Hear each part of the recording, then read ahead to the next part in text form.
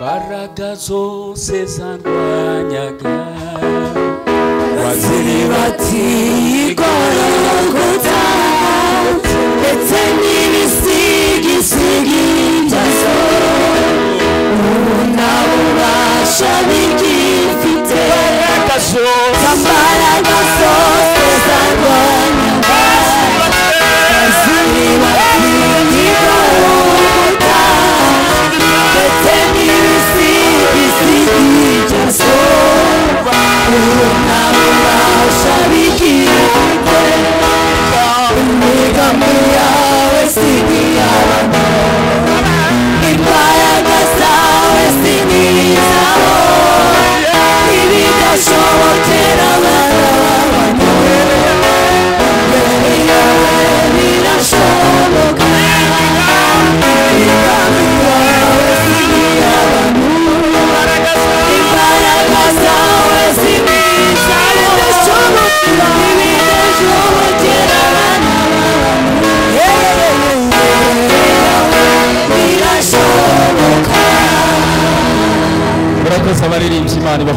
Thank you, worshipers. God bless you. We thank God once again that He's blessed us for us to be in His presence. Previously, last week we were here and we had great times. I thank the church at large. I thank the authorities of the church, Bishop and his wife. God bless you in abundance. All the pastors, God bless you in abundance. The leadership at large of the church, God bless you for entrusting us with your pulpit and invitation. We thank God for my church, Isokibohora, where I've come from. They've also agreed with me and sent me out.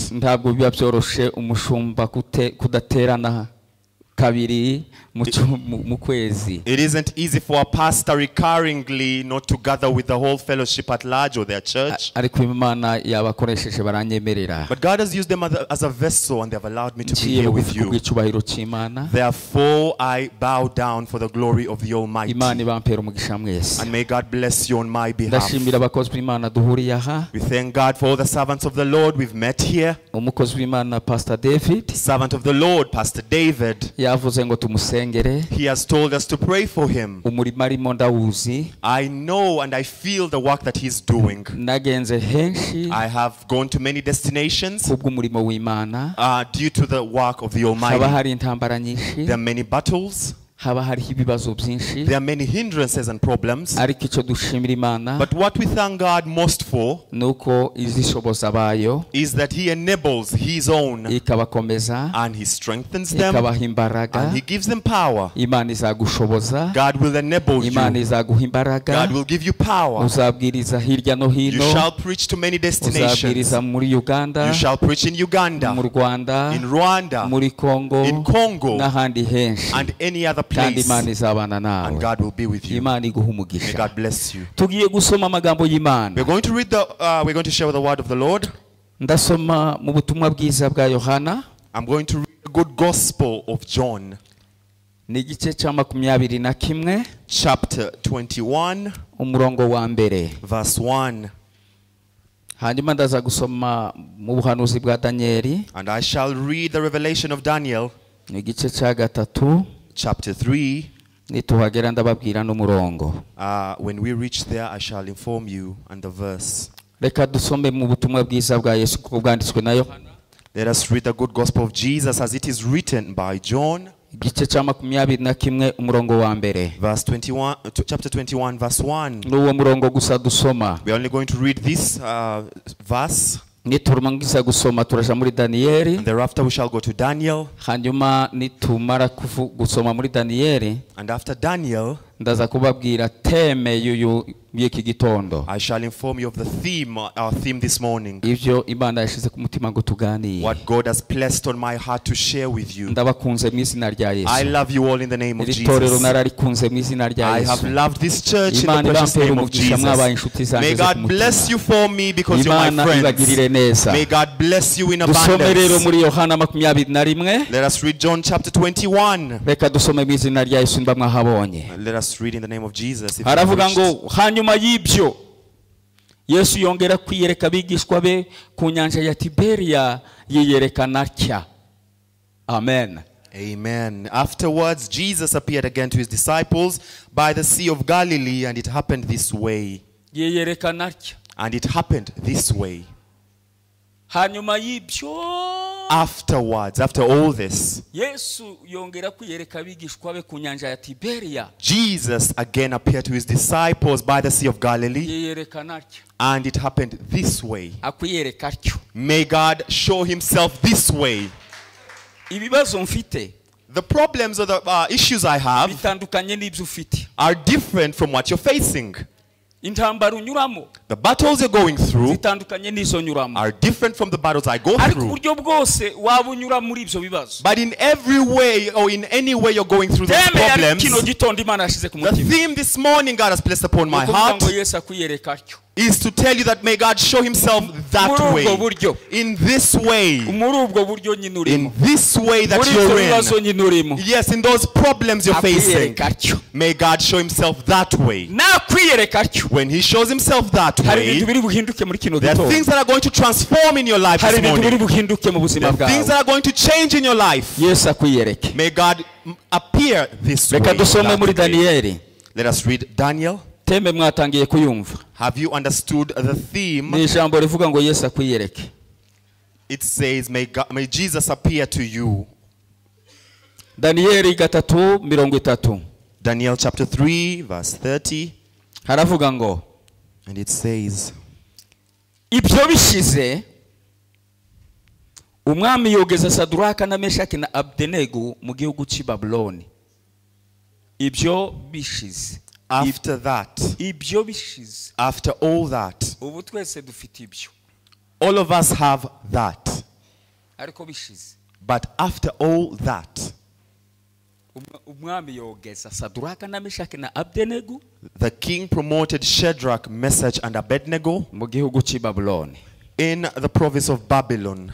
Temeye kino gitondo, therefore the theme this morning no kuvuga ngo Yesu yongera kwiyereke, is to say may Jesus appear to you once again mu buzima bwawe, in your life. Harahugera, there are points you reach, cyangwa se wageze, or there are points you have reached, ukavuga ngo ibi ni Yesu bikoze, and you knew so well that it is Jesus who did this. It wasn't done by a hand of man, but it is only God who had done it.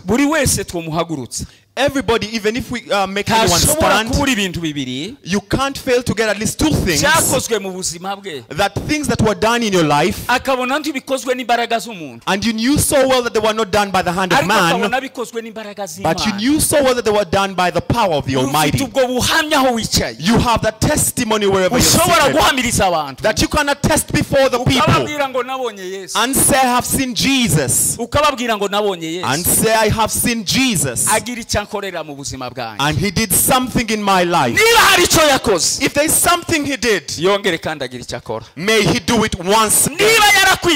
If he has appeared to you in the past, and you saw things being transformed in your life, may he do it once again. If there are things he has changed in your life, and you knew so well it wasn't done by man, may he do it once again. May he do it again. May he do it again. May he do it again. May he do it in your circumstances. Let us give God all the glory. Hallelujah. Hallelujah. Hallelujah. If there is something God did in your life, or Jesus did in your life, may he do it again. We've read the good gospel of John. Who's John? Yohana ni mwene Zebedayo. John is a son of Zebediah. Nyina yitwaga Salome. His mother was called Salome. Salome yavukanaga na Maria nyina wa Yesu. Salome was the sister of Mary, the mother of Jesus. Mbere yuko Yohana bumwigishwa wa Yesu. Before John was a disciple of Jesus. Yabanje kuba umwigishwa wa Yohana umubatiza. He first became a disciple of John the Baptist. John yari afite akazi gasanzwe. Had a place of work. Yakoraga se cyangwa umurimo yagiraga. All the activities he carried out day to day. Yari umurobyi. He was a fisherman. Yari umurobyi. Was a fisherman. Yesu atangiye imirimo yiwe hano mu isi. When Jesus started his activities on the earth, ko ahamagara abigishwa. It was needed for him to call upon disciples, kugira ngo abahugure, such that he can train them, kugira ngo abigishe, such that he can teach them, abaha imirimo yo kwigisha abandi, and to entrust them with the duty to teach others. He got them from different places. Ahantu yasanze Yohana, where he found John, Bibiliya irambwira ngo, the Bible tells me, yari umurobyi. He was a fisherman. Yari kumwe na Zebediah. He was with his father Zebediah. Yari kumwe na mwene se Yakobo. He was with his brother James. Kandi ubuzima bari barimo, and the life they were leading bwasaga naho ari ubuzima butoroshe. Looked like a hard life. Yesu amaze guhamagara Andrea, and when Jesus called Andrew, amaze kumugira umurobyi w'abantu, after he made him a fisher of men, the Bible said they were by the Sea of Galilee. And when he looked ahead, and he found Zebediah. He was with his sons. There was James. And there was John. But they were knotting the fishnet. It means the fishnet was torn. May God appear to you once again. If you're trying to knot and fumble with life, you have fumbled and it has failed. You're just fumbling with life. But whatever you're fumbling with, the word tells me that God is going to appear to you. Jesus is going to appear to you. Hallelujah! He said, leave everything. I'm going to make you a fisher of men. And John left his father and he followed Jesus. And he walked with Jesus. And he lived with Jesus. And he was a disciple and apostle of Jesus. He was an apostle or a disciple of Jesus.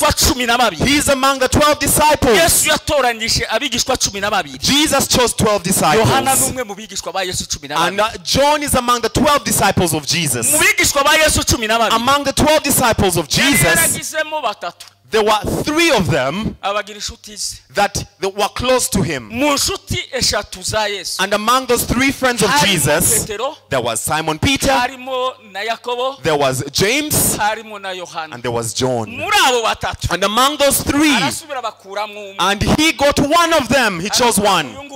And he said, this one, I call him the beloved. He shall always be on my heart. Whenever the disciples would want to reveal the secrets of Jesus, they would first go to John to reveal it to them, because he was always by the chest of Jesus.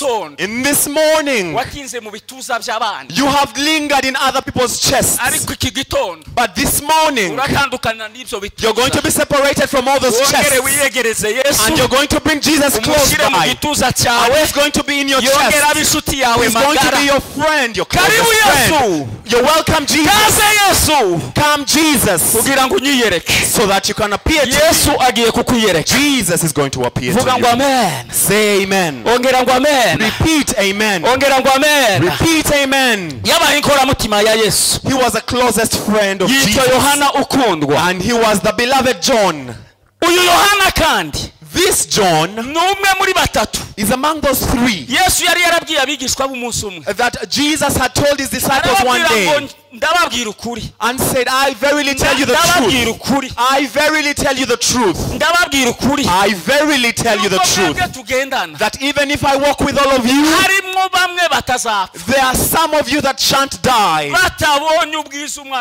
before they see the glory of the Son of Man. And the Bible tells me one day he called 3 of them. He called John, he called James, He called Peter.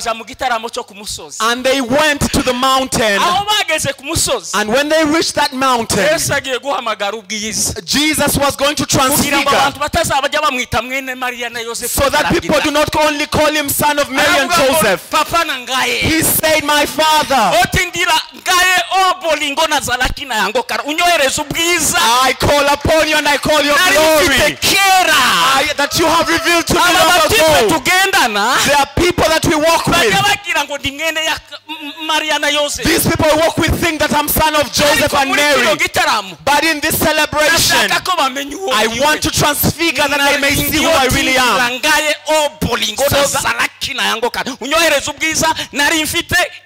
May you reveal to me the beauty I had before the ages. Let us give God all the glory. Hallelujah. Hallelujah. Hallelujah. And the heavens were open. Say amen. And in that celebration of the mountain, the heavens were open. And when the heavens open today, your life shall be changed. Isaiah said that I wish you may enter the heavens. I wish you may enter the heavens. And your blessing will rain. And the mountains will shake. When the heavens open today, and God is going to show himself in your life. There are things that are going to be overthrown. There are powers that are going to be overcome. Because the heavens have opened. I wish you may have upon the heavens and the bless and immediately the heavens were open and they saw the beauty of Jesus. In that moment the clothes he was dressed with, they saw that it had changed. They saw his garment had changed. And when they looked upon his face, they saw things had changed. When they looked at his clothes, they saw things had changed. And he thanked his Father that thank you that you have showed my magnificence. But I want you also to call upon visitors. Let the guests come and they'll celebrate with them on this mountain. And God asked, who do you want to visit you? Just send me 2 of them. Just send me Moses. May he celebrate with me here. And send me Elijah. May he celebrate with me here. But why do you want Moses? Say no. Moses must come. Because people think you speak and you do not fulfill. Because you're the one who told Moses that let him lead the Israelites. And you told him that he shall reach Canaan. But when he reached the valleys of Moab, you took him up to the mountain of Nebo. And when you reached the hills, you showed him the country. But after that you told him he shall not reach it. That is how you defeated him and you took him away. You did not take him to Canaan. He never stepped in Israel. But I think it is you who had said it, that he shall step in the nation. Now send him on this mountain to celebrate with me, so that what you had spoken to him, it can be fulfilled. And the Bible tells me that God is not man that he should lie. He should not man that he should lie. Whatever he has spoken with his mouth, whatever came from his mouth, he shall fulfill. And the Bible says that after his word, that he fulfills it. If there is something God spoke to you, if there is something God spoke to you, take counsel and wait. God shall fulfill whatever he has spoken to you, whatever he's told you in the mountain. He's the one to be entrusted. He's the one who's faithful. He's the one to be trusted. He shall do it. Let us give God all the glory. Hallelujah. Hallelujah. Hallelujah. Moses manifested. And he celebrated with Jesus in the mountain on the nation of Israel. His promise of long ago was fulfilled. What God had promised him. And Jesus called upon Elijah, invited Elijah too, so that he can celebrate with me on this mountain. The reason why Elijah had to come was such that what all the servants of the Lord say or speak can be shown that it is true. Because the day that Elijah was separated from Elisha, Elisha told the citizens, the inhabitants, that Elijah is going to heaven. I've seen it. But the young prophets were looking for him. They spent days looking for him because they knew that Elijah had gone to heaven. But such that it can be shown so well that Elijah went to heaven, he had to come and celebrate on that mountain. And Moses was a representative who was representing the ones who had died, and when they would have died, because he had died upon the mountain, but all those who died shall rise again. Elijah also was representing that when the final horn comes, everybody who's alive has not yet died, they shall all transcend to heaven. Do you love the Bible? Have you heard John? Have you heard John? That is the news of the revelation of John when they were on the mountain. May Jesus appear to you. Amen. Say amen. Repeat amen. Repeat amen. This John is the only disciple that reached with Jesus at the cross. All other apostles had fled when he was crucified upon the cross. Only John was the only one who came to that point of the cross. Among the 7 words that Jesus spoke upon the cross, there is something that Jesus told John. John, this is my mother. He was saying his mother Mary, and he told his mother, this is your son. Repeat amen. Repeat amen. And John is among the disciples of Jesus that knew how to run so fast more than the others. That day that the women had said Jesus had gone to heaven, had risen, immediately the apostles ran. They ran to peep in the tomb. And among those who were peeping, while they were still running, John ran and left them.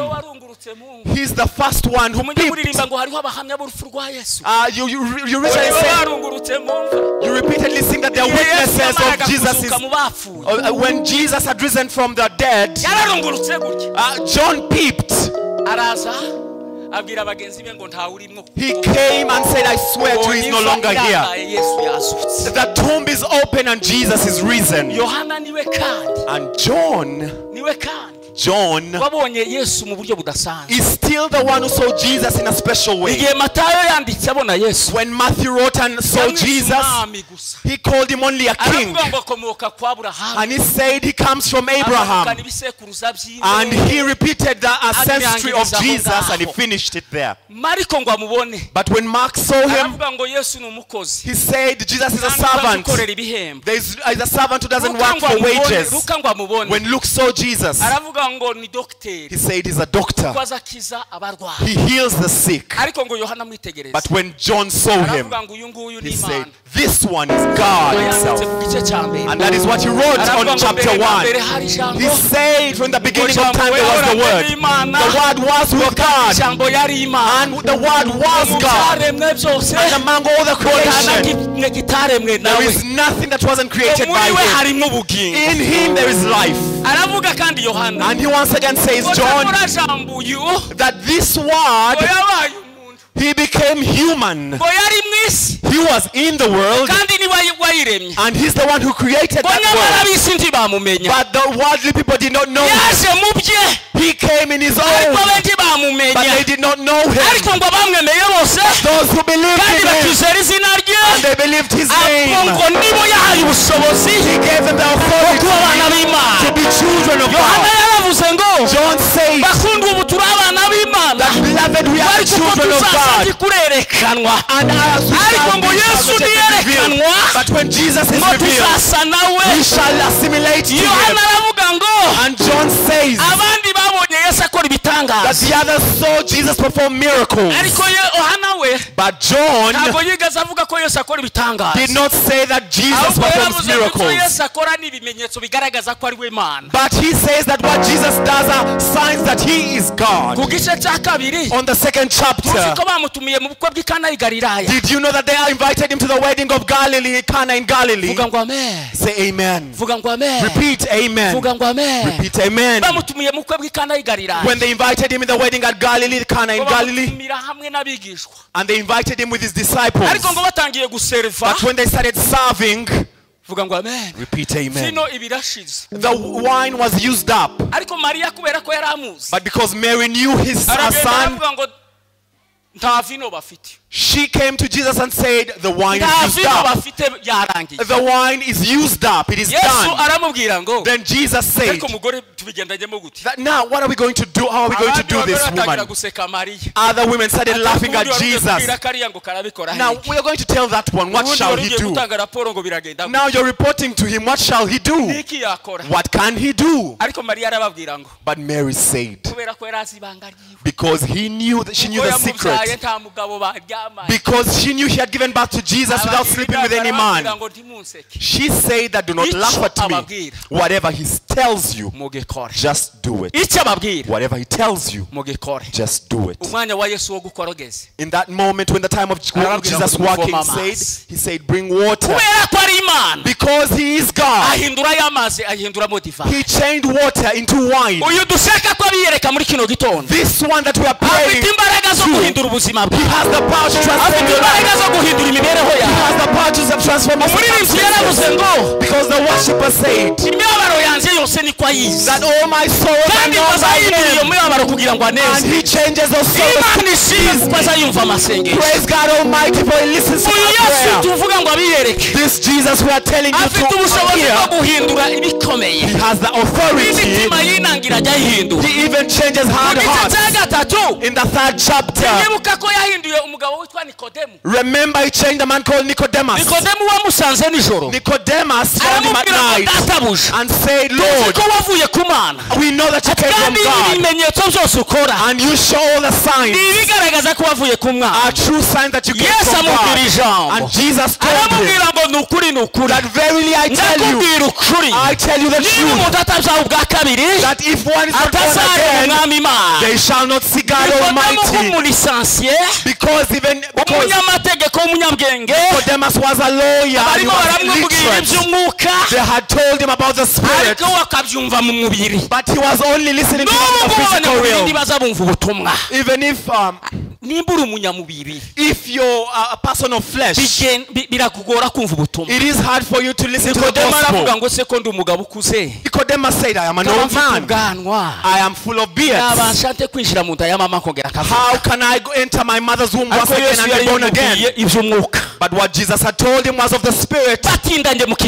And when they lingered in a conversation, immediately Nicodemus changed. This one I tell you to appear to you is the one who's coming to change the impossible in your life.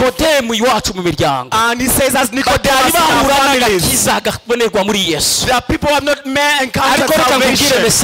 But let me give you a message. They are going to be changed in the name of Jesus, because Jesus is going to appear to them. In the fourth chapter, he changed a prostitute. The Bible tells me that she was a Samaritan woman and she was a prostitute. Between the nation of Israel and Samaritans, there was a hatred that and people were in strife with one another. But when Jesus was going to change Samaria, but the way he's going to use, or the channel he's going to use to change Samaria, is going to use the one people consider as a criminal or a sinner. The one people consider a sinner is the same one Jesus conversed with. The Bible says that she found that woman fetching water, and he says, give me some water. I am thirsty. I'm full of thirst, give me some water. And that Samaritan woman looked at him, and she said, I see you're a Jew. And we are Samaritans. And you know we are not, we do not greet one another. You know how you despise us. How can you ask me for water? Then he said that I wish you who's asking you for water. When she delayed with Jesus, that Samaritan woman changed. She knew the one that they had conversed with. She knew that she had encountered the Messiah. In this moment, you're going to encounter him. Things he's going to do in your life. In this morning, you're going to encounter him.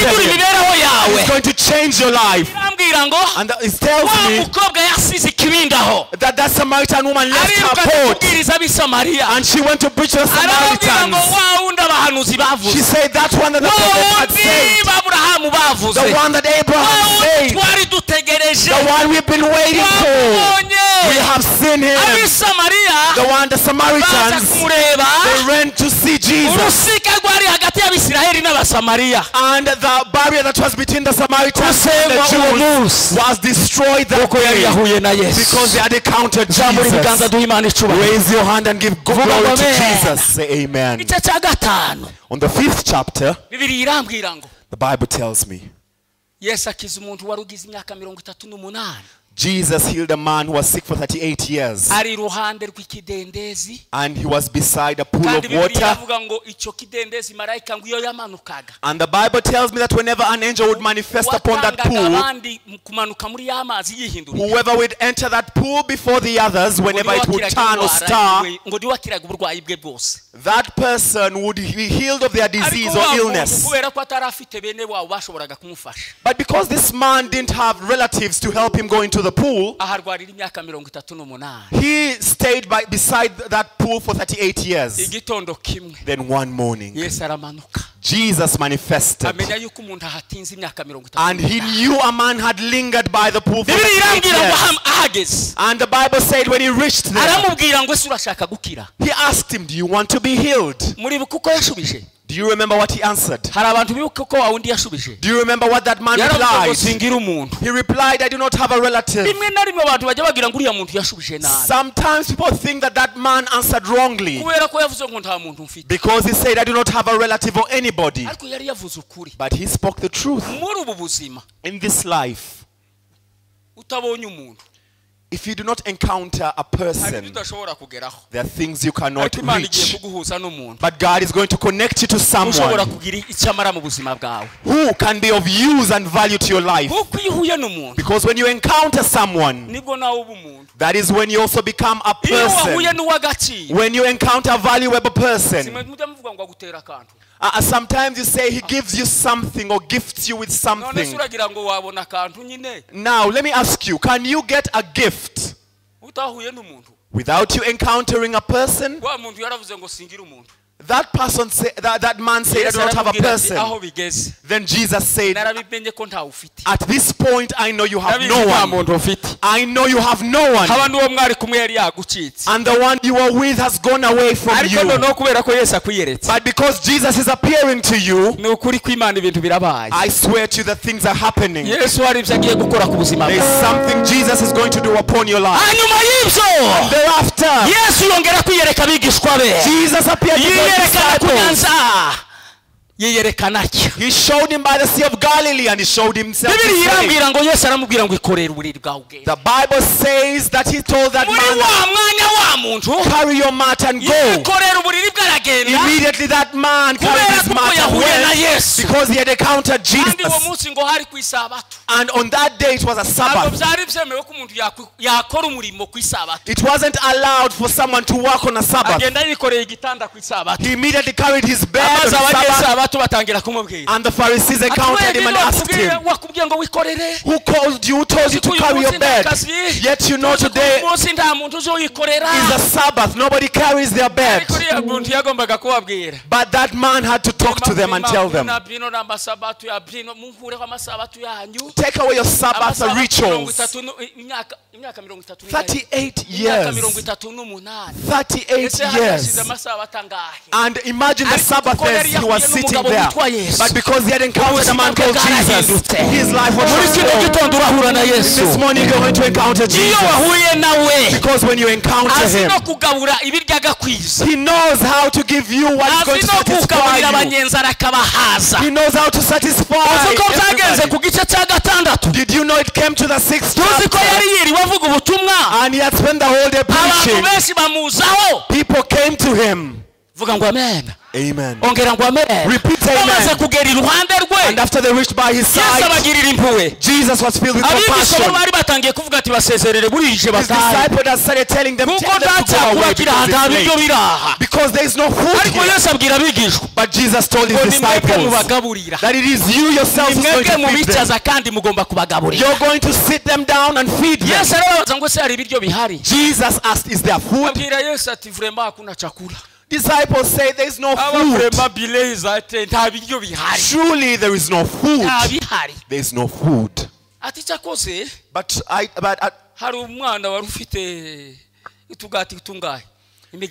however, there is a child who has 5 loaves of bread.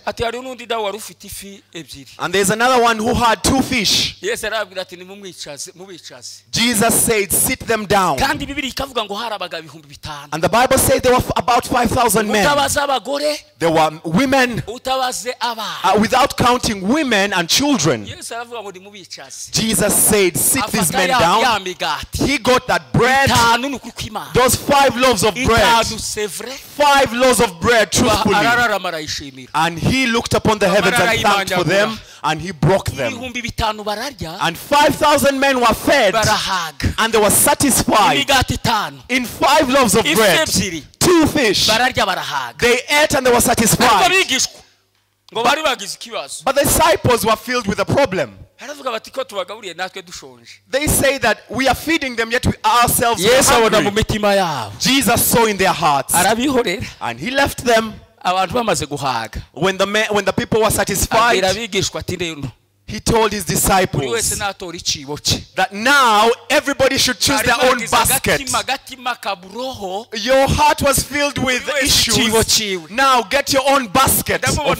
I saw Matthew going by here. I saw Andrew going by here.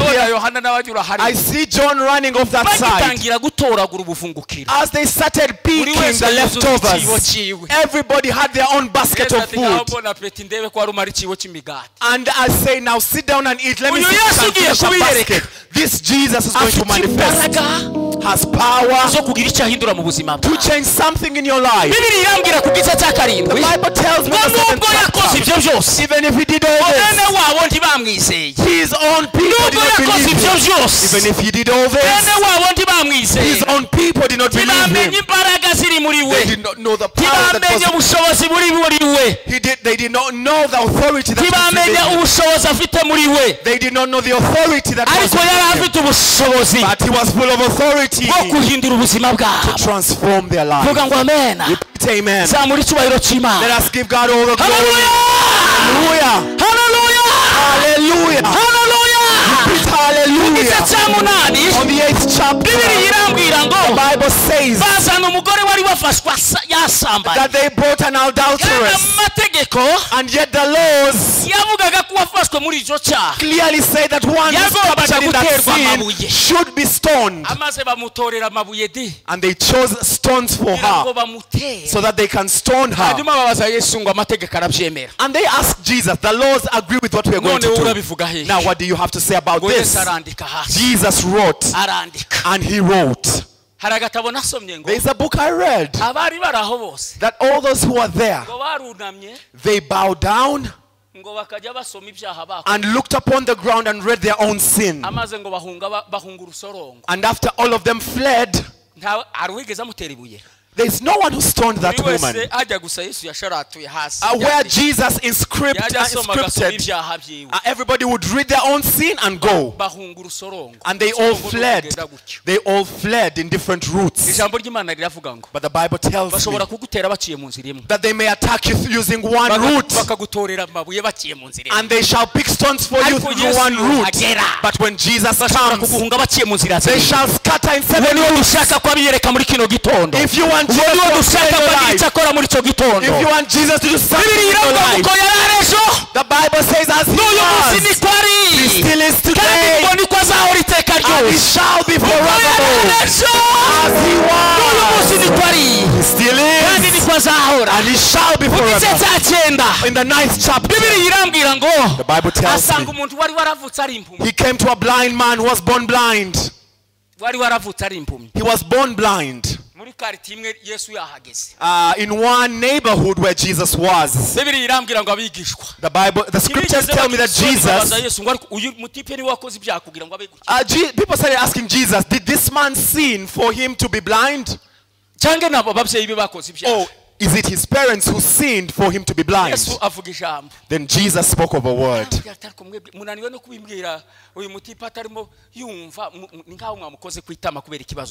And Jesus asked them, why have you not told me this in secrecy? It's as if you're ridiculing him because he has encountered this issue. But Jesus spoke of a great word. He said, it is not him who sinned. It isn't his parents who sinned. But this happened this way, so that the name of God Almighty, there is a power that has delayed upon you. There is tribulation that has delayed upon you. It isn't delaying because you sin. It isn't delaying because your parents sinned. It doesn't even stop from where you were born. But there are things that God allows to happen to you, so that the name of God will be glorified. The Bible tells me that after Jesus said this, he spat on the ground and he started molding mud. And the disciples said, what are you doing? Why are you playing with mud? What are you doing? Truly, in Rwanda, imagine people spitting on the ground. It is something impossible. And after you spitting, you start mixing up what you spat on. People may start thinking you're insane. But Jesus had a secret. Jesus had a secret that man was formed from dust. Even the eyes of that man had to come from the dust he was formed from. After he mixed this mud, he sculpted the man. He sculpted the man and he sculpted the man with mud. And immediately and told him, go and wash by the river of Siloam. When he reached by the stream of Siloam, after him bathing or washing his face, he blinked and they saw him open his eyes. The one who had never seen started seeing. When Jesus manifests upon your life, if you're blind in the spiritual realm, your eyes are going to see. This God is going to do it in your life. Because the Spirit of God is going to start operating in your life. As we conclude, the Bible tells me, Jesus opened the eyes of this man. And those people who were asking themselves about him, they sang a song about 3 verses. The first stanza says, the first stanza, people would ask themselves, is it truly him? Is it him? These ones would say it is not him. The other, the first stanza said, is it him? Others say it is not him. Others say that ibyishimo nawe uzababwire Yesu wagiriye nawe nibakubaza kukibuzo nawe uzababwire Yesu wagiriye neza. Zamura ibiganza duhimbana icubahiro. Haleluya. Bamwe batangira kuvuga ngo niwe, although some people say abandi bati siwe, others say it is abandi him, ngo arasa nawe, others say it looks like him. ariko ngo bamubajije, But when they asked him, ese ni wowe? is it really you? Baje kubaza ababyeyi atari uriya si wa mwana wanyu. They went to ask his parents that is that your son? Ababyeyi babo batinyaga ko bashobora kubaca no mu rusengero. Because his parents feared that they may even stop them from going to the synagogue. Ni mumwibarije n'umuntu mukuru. The parents said, ask him, he's also old enough. But what we know is that he was blind. But now we see that he can see. The reason why he can't see, we do not know. Ask him yourself and let him tell you because he's old enough. And on the 10th chapter, the Bible says, John said he's a good shepherd. David said, the Lord is my shepherd. I shall not want. He makes me rest by the and he strengthens my life. Even if I go through the valley of the shadow of death, I shall not fear. Fear not. As Jesus was, he still is today. There are things of yours that have died away.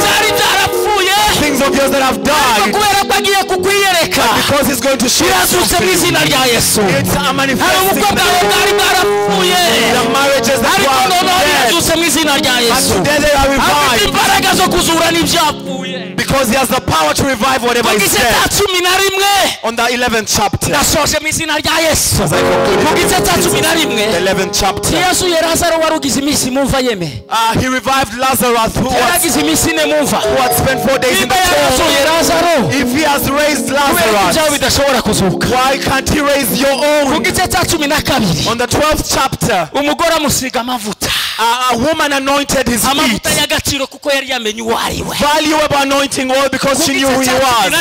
On the 13th chapter until the 16th chapter, those are the words Jesus spoke on the same day as he was bidding farewell to his disciples. On the 17th chapter, he called his disciples and prayed for them. He said, I'm going to heaven, but I'm leaving you of the world. Protect them from the adversary. Protect them from sorcerers. Protect them from witchcraft. I leave this world, but protect them.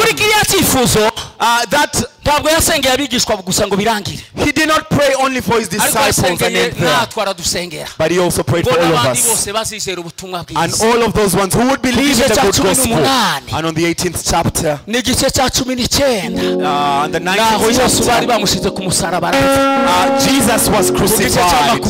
On the 20th chapter, Jesus overcame death. And on the 21st, we read that after all this, Jesus showed himself to his disciples. He appeared again to his disciples. In this morning, may Jesus appear to you. In your life, may he appear to you. Transform your life. And when he shows himself to you, your life will change. We're going to pray. Do you want Jesus to manifest? If you want him to change your life, call him and he shall do something. This morning we're going to give Bishop the microphone so that we can gather in prayer, so that Jesus can change something in your life. And thereafter, Jesus appeared once again to his disciples. Jesus showed himself in this church. May he manifest in your family. May he manifest in your children. May he manifest in this church. May he manifest in our nation. May he manifest in our bishop. So that he can transform your life.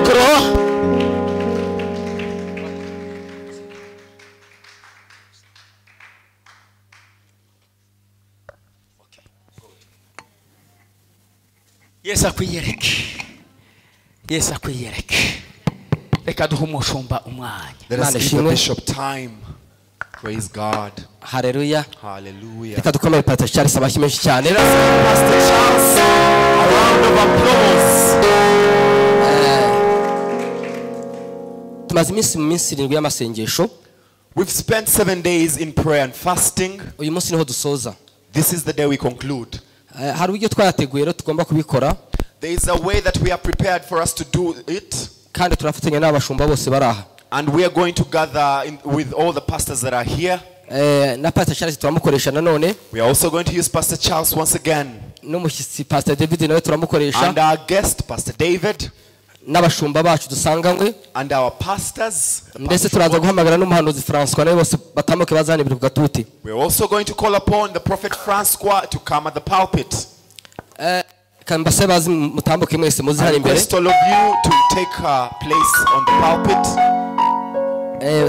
Turitandukanya turafata umwanya munini. To have a distancing. Tugiye gusengera itorero. We're going to pray for the church.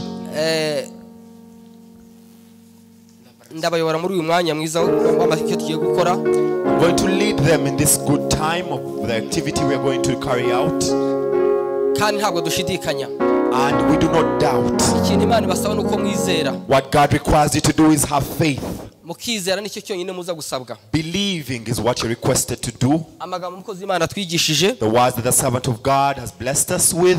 Byose no kugira ngo twizere. All that is done such that we may have faith. Kuko kwizera kwawe konyine kurakora ku buzima bwawe. Because only your faith shall operate in your life. Ese murizeye? Do you believe? Imana ihabwe icyubahiro. May the name of God be praised. Turibuze gusengera turasenya umwuka w'ubukene. We're going to destroy the spirit of poverty. Uwo mwuka turawusenya mu bantu no mu itorero no mu gihugu cyacu. We shall destroy it throughout the people, the church, and in our nation. Pastor Musoni Jean-Marie noza kuza kutuyobora muri icyo gikorwa. Pastor Musoni Jean-Marie is the one who's going to lead us in this activity. Turaza kuza kuba duhagurutse itorero ryose turimo dukora icyo gikorwa. We're all going to be standing on our feet as we do the activity. Tuzamura amaboko kugira ngo wakire. As you raise your hands and receive. Pastor David yavuze ijambo rikomeye. Pastor David spoke of a great word. Buriya gusengera umuntu ni kimwe no kwizera ni ikindi. Praying for someone is one thing, but believing is another. Kandi kwizera ni ibiganza byakira. And when you believe, it's your hands that receive. Ndagira ngo uze kuza kugira ngo ugire ibintu wikokoraho uvuga ahandi winjiye. I want you to shake off some things and know that there is another place you're entering. Kabiri turaza kwa dusenya ikintu gikomeye. Secondly, we're going to be destroying another great thing. Turaza gusenya umwuka w'uburwayi. The spirit of disease. N'ubwoba. The spirit of fear. Hallelujah. Hallelujah. No gukenyuka. And perishing. Uwo ni umwuka turaza kubwira Pastor David kuva Sweden. We're going to ask or request Pastor David from Sweden. Araza kuza kutuyobora muri icyo gikorwa cyo gusengera uwo mwuka w'ibyo mvuze. He shall lead us in this activity to destroy the spirit of fear and disease. Pastor Damian araza gusengera imiryango. Pastor Damian is going to pray for the families. Imiryango ni ikintu imiryango imirasenyuka hanze ahangaha. Family is a great institution and it is encountering many issues and hindrances, problems and tribulations. Amen. Amen. Imana ishimwe. Praise God. Pastor Charles araza gusengera yirukanaho abantu umwuka w'agahinda mu mitima y'abantu. Kenshi na kenshi tujya tubona ko umuntu no kutizera umuntu umwuka ukamutera agahinda kandi yafashijwe yamara kurenga umuryango akinjira mu mwuka w'agahinda agahinda kakaza. Icyo kintu Pastor Charles no gusenya uwo mwuka no gukubita imbaraga zose z'abadayimoni. Pastor Charles is going to overthrow the spirit of fear. Many times we see people are here, they are happy, they have believed the word, but when they go out, they are dominated by the spirit of sorrow in them, the spirit of grief. So Pastor Charles is going to help us destroy that spirit of sorrow and grief. Reverend Judas araza gusengera itoro n'igihugu abisabira uburinzi bwinshi cyane. Pastor Judith is going to pray for the church at large, or the body of Christ, and she's going to bless the body of Christ or the church at large. Umuhanuzi François araza gusengera amasezerano kugira amasezerano yacu tuyakire. The prophet François is going to pray such that we can receive our promises. Nange ndaza gusenga nseza nsoza nshimira ibikorwa byose bibaye basabira umugisha. And I shall pray conclusively as I put before God everything that has happened here, as I thank all of them.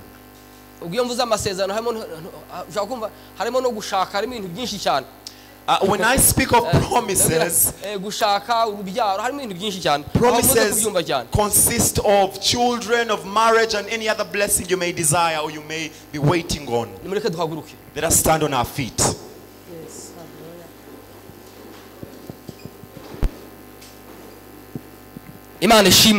Praise God. Hallelujah. Hallelujah. Let us raise our hands. Among the greatest things that is making people have fear is the spirit of fear. Because a fear hinders you from reaching something. A fear makes you complain and grumble. But today I want us to overthrow that spirit. And any form of cheating that comes from that spirit, we are going to destroy it. But when we reach the point of the sick people,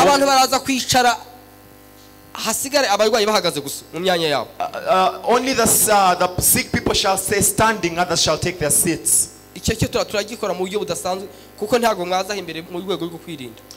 You're not going to come at the pulpit because we are abiding by the regulations. You're just going to stay in places.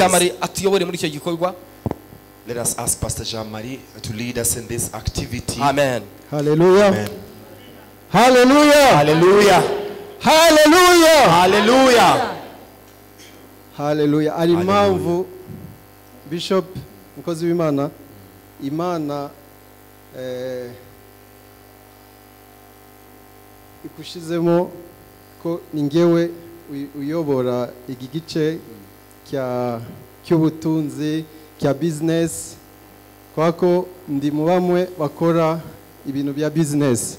Hallelujah. There's a reason why pastor Hallelujah. Hallelujah. There's a reason why the pastor has chosen me to speak over businesses, because I'm also a businessman. Bene data abamama turi kumwe abasista ababyeyi mwese mwakire ubutunzi mu mago yanyu. The mothers, fathers, youth that we are with, receive wealth in your homes. Hallelujah. Hallelujah. Mwakire ubutunzi budasanzwe. Receive a special wealth in your homes. Oh, hallelujah. Hallelujah. Akazi mukora n'amaboko yanyu. All the work that you do with your hands. Hallelujah. Hallelujah. Hallelujah. Hallelujah. Hallelujah. Hallelujah. Muumure. Fear not. Fear Imana iri muri action. God is Imana working. iri kubitunganya. God is doing it well. Hallelujah. Hallelujah. Hallelujah. Hallelujah. Imana yanaguye amarira. God is hallelujah. God is wiping away your tears. Oh, hallelujah. Hallelujah. Hallelujah. There is a light. Whatever was in darkness, God puts it into the light.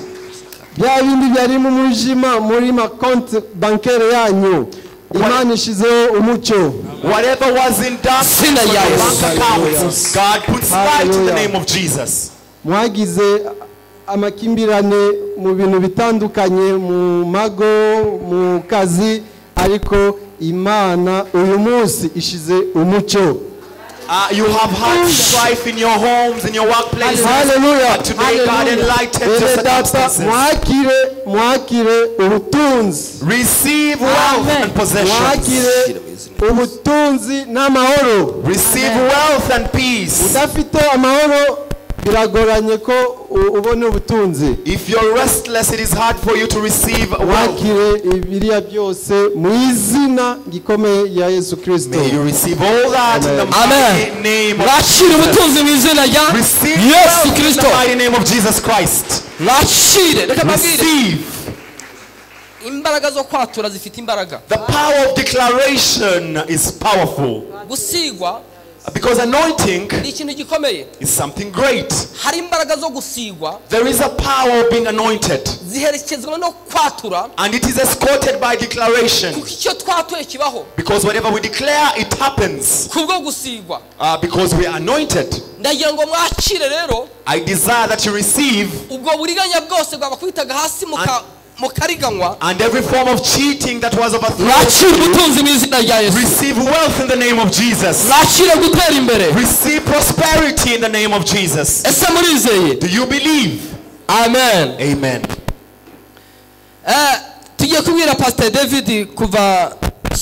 We're going to request Pastor David from Sweden. He shall be helping us to pray for the mountain of disease. He's going to destroy the power of disease. And when he died, all those sickness died with him. And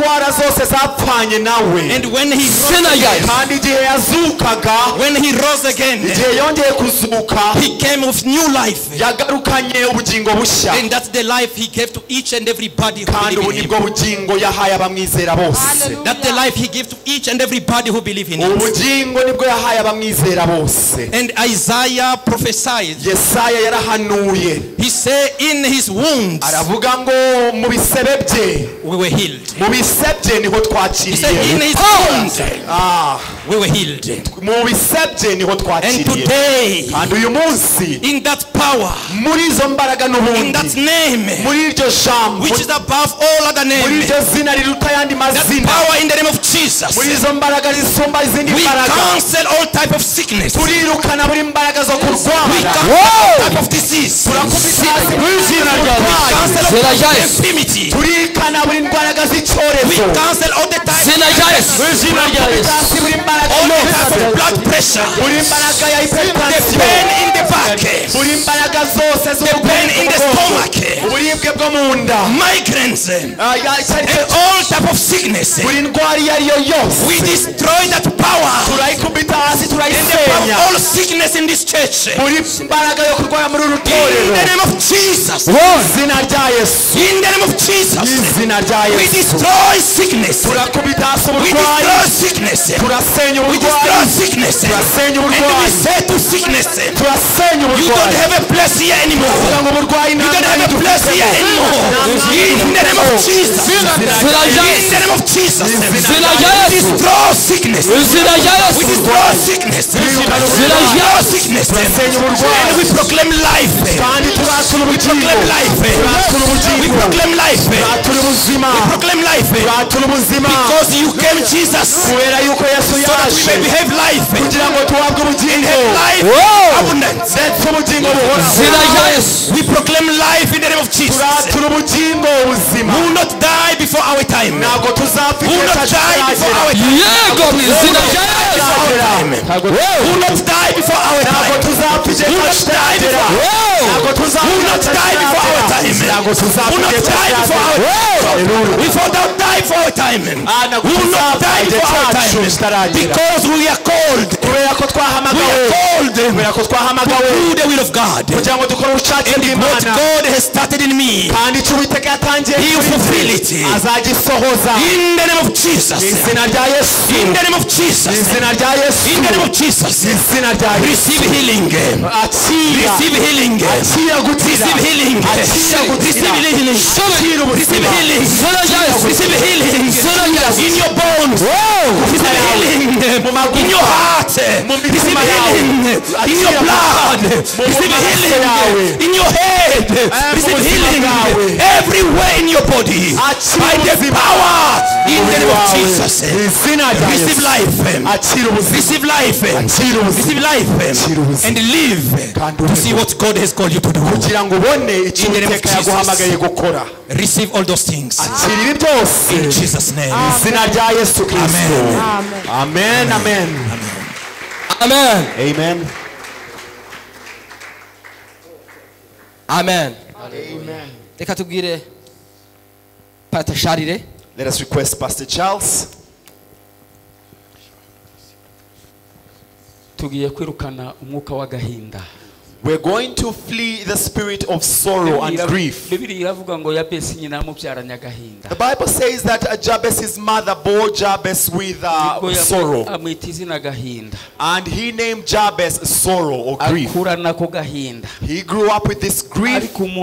But one day, Jabez came before God and he prayed. And he told God that I wish you would bless me. I wish you would bless me. And what I beseech you is that no tribulation may come upon me ever again. Is that you never let tribulation come upon me ever again. There's something that is paining your life that may come for you not being answered.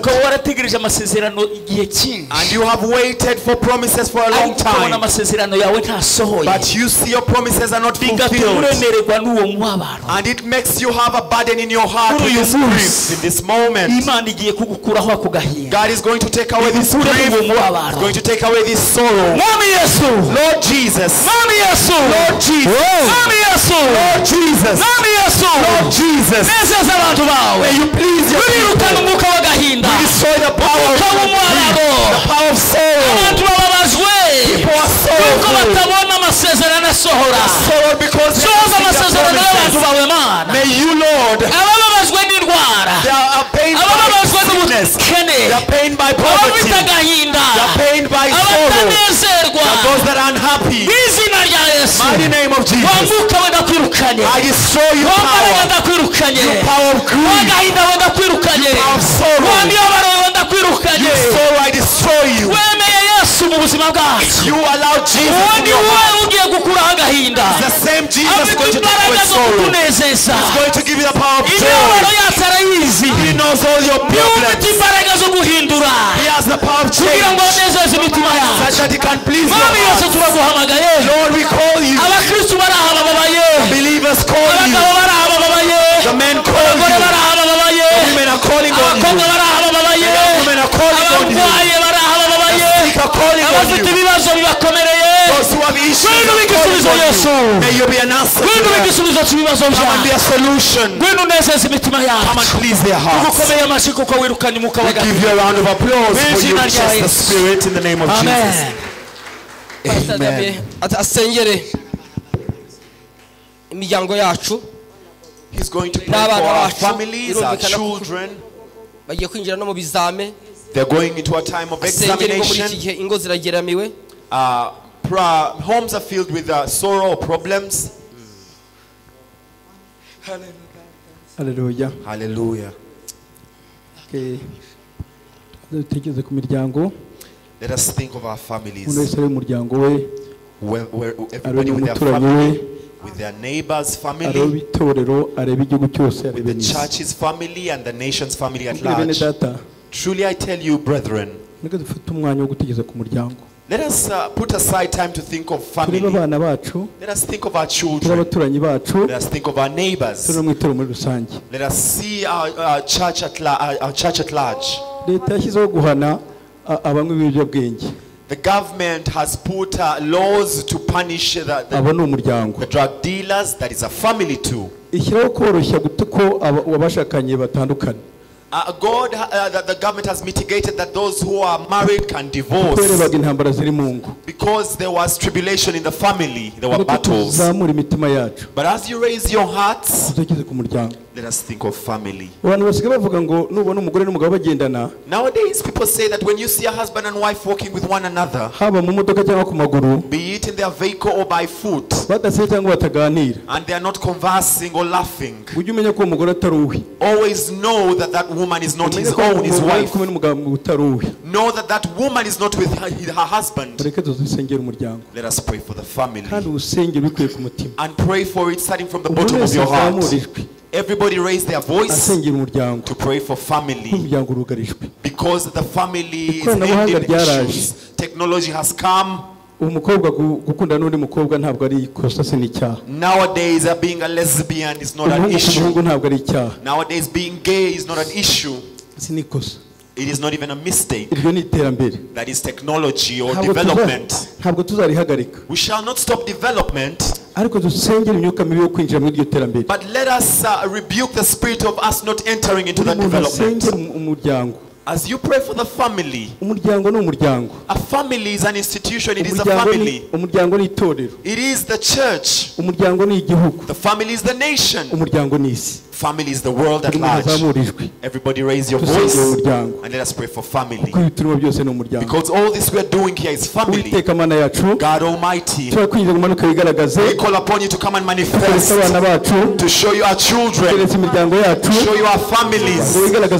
May you manifest as God the things we cannot stop as people. But because you're a God who can stop everything, you're a God who can do everything, God who can reach where a son of man cannot reach. We beg of you in the name of Jesus that you manifest in our children. May you give them wisdom. May you give them the power to defeat evil, so that goodness can abound in them. We show you our families. We show you the church. We show you our nation, Rwanda. We show you the whole world, because you're a God who reaches everywhere at once. You hear the cry of your children so that they can know you. Lord Almighty, we destroy divorce in the name of Jesus in our homes. We rebuke all that in our children. We rebuke all that in Rwanda and the world at large in the name of Jesus Christ of Nazareth. Yes, yet development come, but come and escort it. What is there today we destroy it in the name of Jesus. Let goodness abound, because you're a God who can do everything. Thank you for you've manifested upon the family. Thank you for you've manifested upon the church. Thank you for you've manifested upon our nation and the world at large. I declare blessing in the name of Jesus. Thank you for you've had this. Amen. Amen. Amen.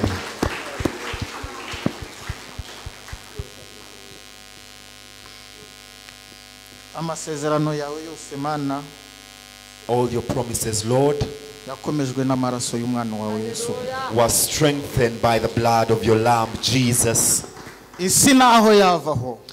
Even if the world perishes and the heavens move away, whoever trusts in the Lord shall be given these promises. Your word tells me those who remind unceasingly the Lord do not be in rest. Instead, until the day that God Almighty will change Jerusalem into thanksgiving, we are also not at rest until whatever you spoke is fulfilled in the name of Jesus. Caleb rose and he fought for his Hebron that he was promised the day he was with Moses when they were at Kadesh. When he reached the nation he was forgotten, but stand up and fight for his Hebron.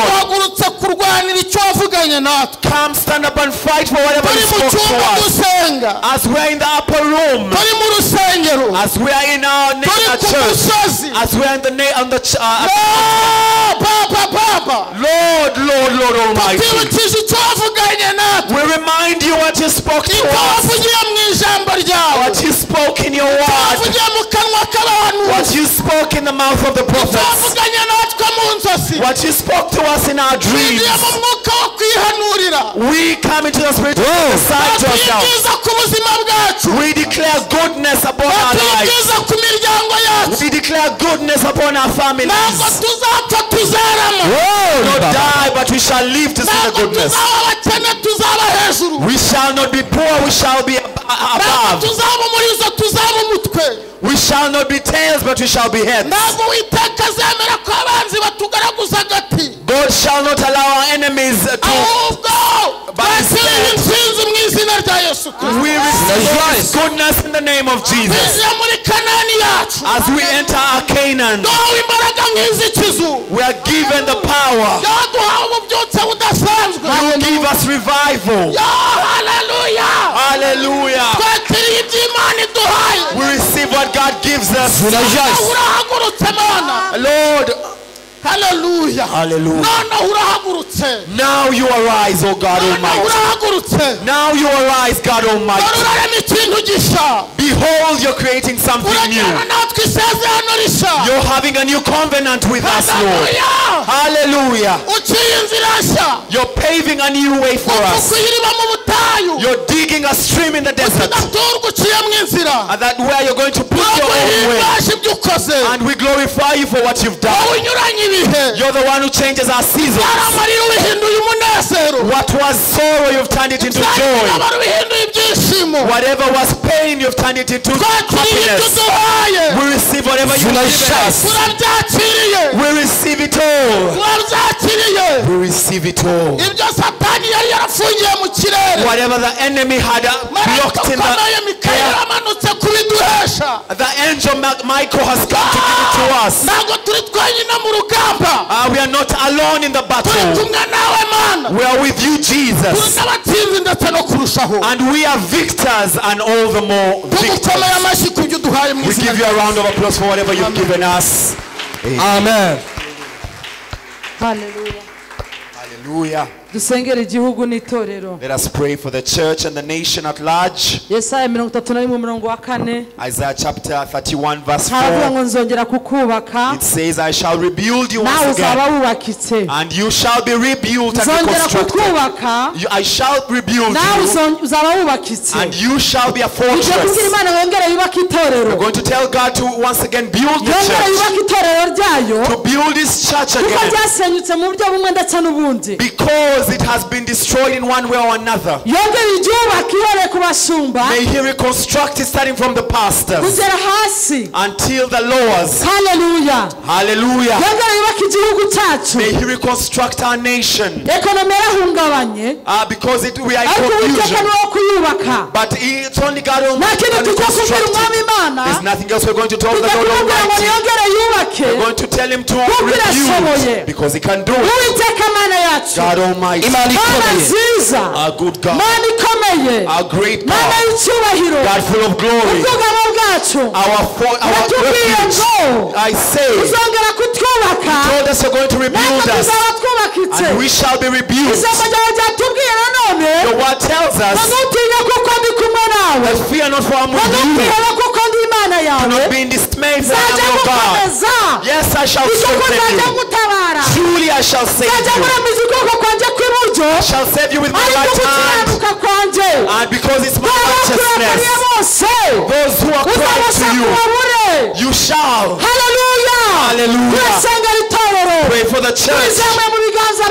Bring it in your hands. In the mighty name of Jesus. It has been destroyed. Those that are there have been destroyed. The evangelists are destroyed. Pastors are destroyed. The deacons have been destroyed. The church has been discouraged. You rebuild it. Call upon your spirit upon the church. Call upon your sweetness upon the church. People have been discouraged. But you only can rebuild them. You only can base them on the good foundation. The mighty name of Jesus. Bring them back to the good foundation. The foundation of Christ. the prophets are discouraged. They have no direction. But you're a God. Because you are God, I shall stand by the mountain. I shall wait.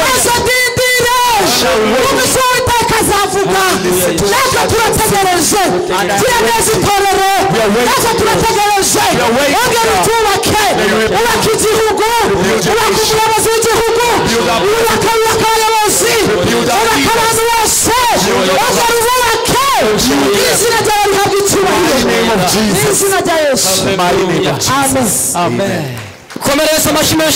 A round of applause to Jesus.